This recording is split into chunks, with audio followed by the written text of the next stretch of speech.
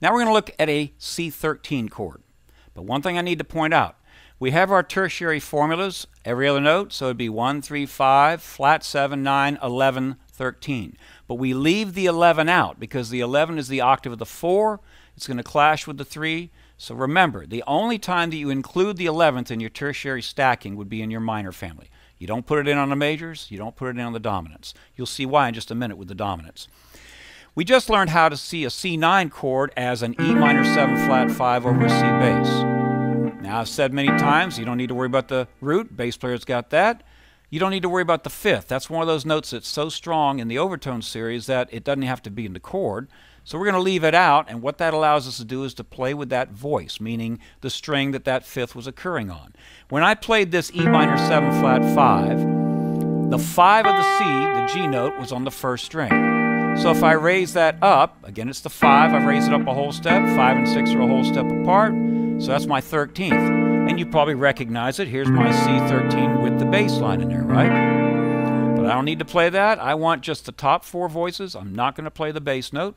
Gives the bass player some freedom. So I now have a way to create a 13th chord from what I learned in the previous lesson. How do I do that? It's simple. In each of those forms, I simply raise the G to an A. So let's repeat what you had before. This was your E minor 7 flat 5, and there's your C bass. And then when you inverted it, you went right up, you had an E minor 7 flat 5 right there, and then with a C bass, I gave you a different kind of C9. So if I want to make this into a C13, I raise the G to the A. Now these are some unusual voicings, but they're great to explore because there are times when you want the uncommon chord voicing. Okay, then I had the C9 up here.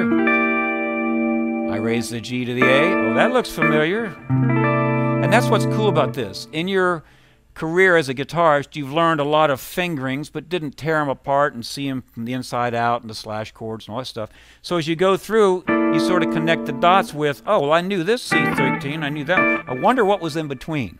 Well, it was this one. And then we continue on up, and then we had this E minor 7 flat 5, so I raised the G to an A, and we get some interesting sound. And I've got that 6 and that flat 7 side by side. So what I'm going to do is play against the same track, and I'm going to alternate between C9 and C13, which in terms of slash chords, I'm playing an E minor 7 flat 5, and then I'm playing what chord?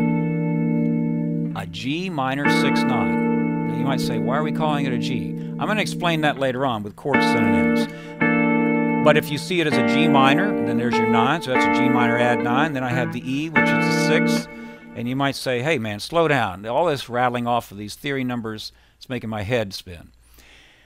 You have to be able to analyze something from different vantage points. So see what I just did? I took what was an E minor 7 flat 5, and then I started looking at it as a G minor 6.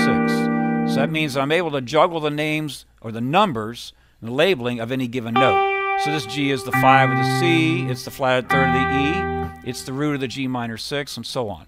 And the payoff is that I then say, oh, well, this isn't just C9 to C13, it's also G minor 6 to G minor 6 9. So I could use it when I have to play over a Latin minor situation in G minor. All right, so here we're going to go through these, and real quick, I'll just show you these. I'll be going, then I'll go up here, then I'll go here, and then I'll go here. Let's see what they sound like over that C bass note.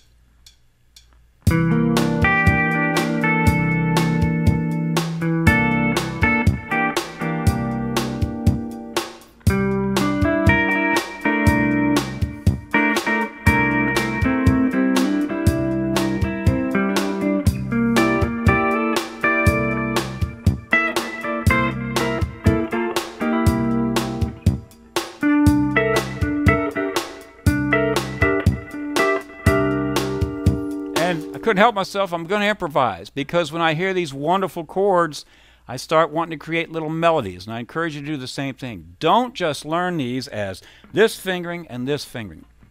Start using your ears. You could even do something like a chromatic move.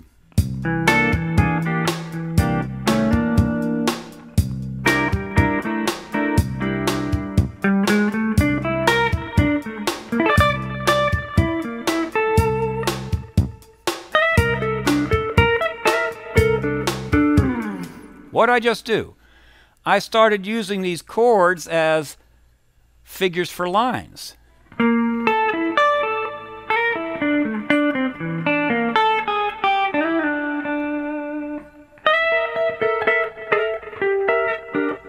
So it blurs that line. Remember I told you, are you a rhythm player or are you a lead player? You shouldn't be either. You should be both.